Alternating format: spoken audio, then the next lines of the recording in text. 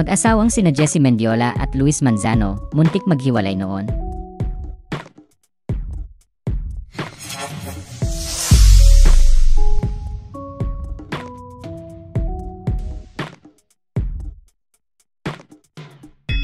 Dalawang beses ikinasal ang mag-asawang sina Jessie Mendiola at Luis Manzano.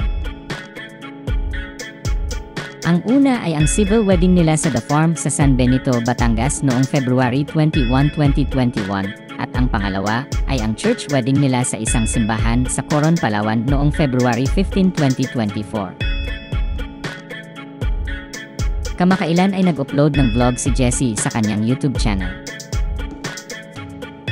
Naging panauhin niya ang kanyang asawa sa naturang vlog at doon ay sumalang sila sa Truth or Dare Challenge.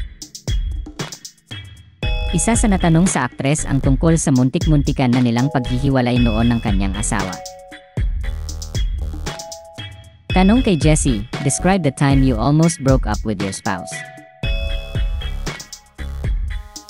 Nabigla sina Jessie at Luis sa naturang tanong, pero piniling sagutin at ikwento ng aktres ang dagok na naranasan nilang mag-asawa.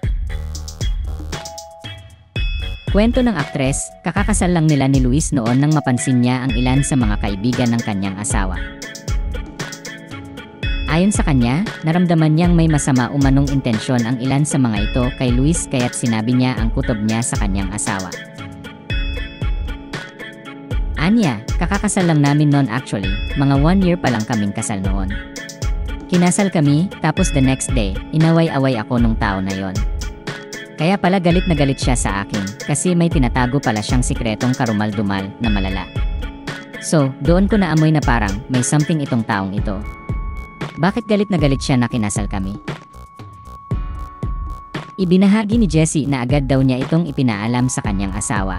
Ngunit imbes na paniwalaan at panigan siya, ay mas nanaig daw sa asawa niya ang pinagsamahan nila ng kaibigan nito.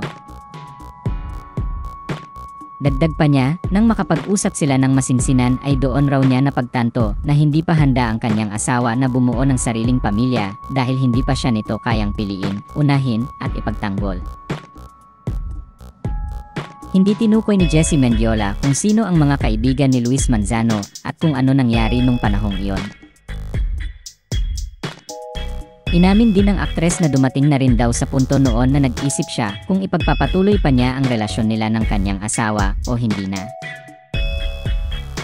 Kaya minarapat daw niyang hingin ang panig ng ina ni Luis na si Vilma Santos. Ayon kay Jessie, pinayuhan siya ni Vilma na mag-isip daw ng mabuti bago gumawa ng pinal na desisyon.